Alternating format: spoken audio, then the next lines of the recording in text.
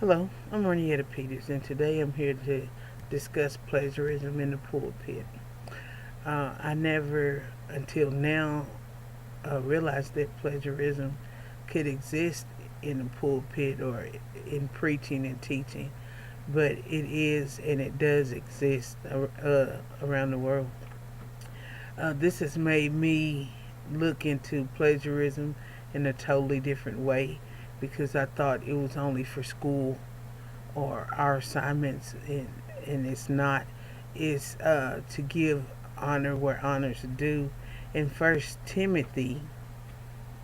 sorry, in First Timothy, it tells us or instructs us to let the elders who rule be considered worthy of double honor, especially those who labor in preaching and teaching.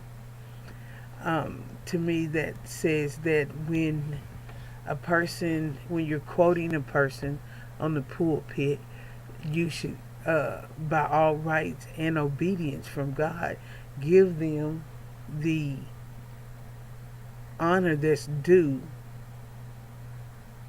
uh, to them, and not let the congregation believe that those are your words.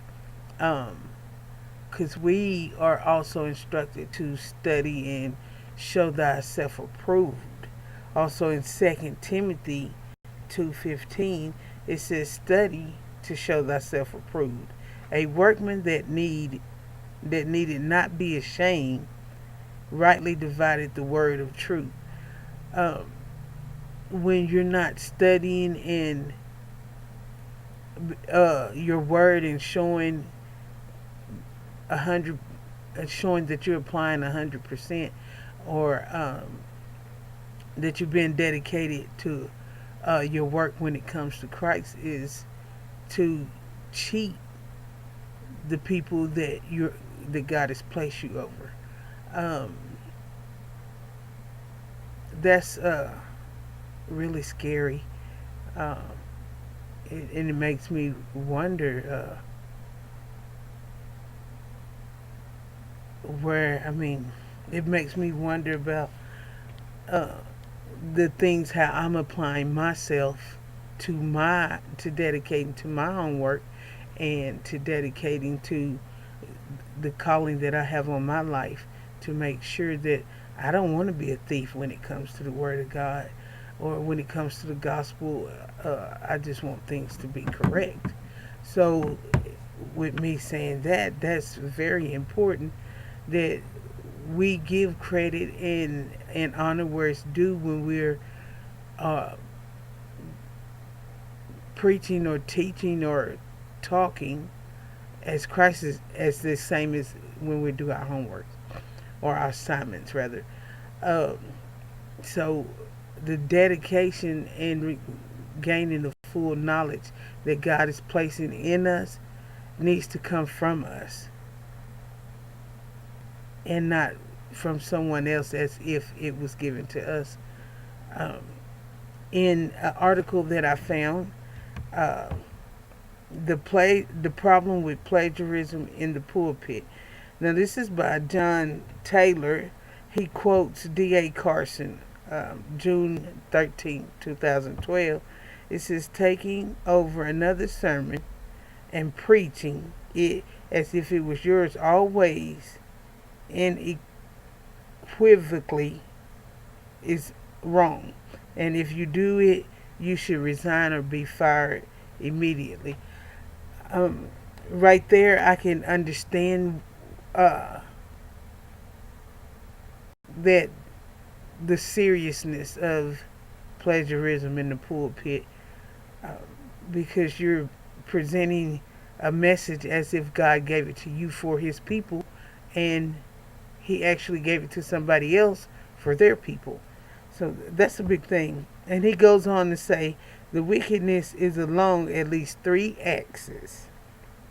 You are stealing. And not only is stealing wrong, it's a crime. Uh, it's a violation in school. And I'm finding out it's a violation of God. That's one of the commandments, thou shalt not steal. And number two, he gives, you are deceiving the people to whom you're preaching to.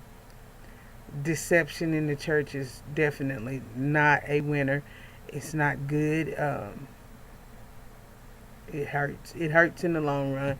It hurts you. It hurts the people you're leading. And God doesn't honor that. And we want to stay within uh, the honor and the faithfulness of Christ.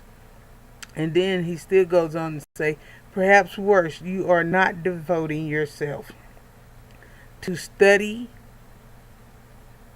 of the Bible to the end of God's truth captures you, molds you, makes you a man, and God, and a man of God, and equips you to speak for Him. If you're cheating God out of Him using you completely in full to lead His people, uh, punishment comes with that. So that's something for us to beware of. That's just how the things I've learned about plagiarism, whether it's in our assignments or in the pulpit, it's not right. And we've got to do something better.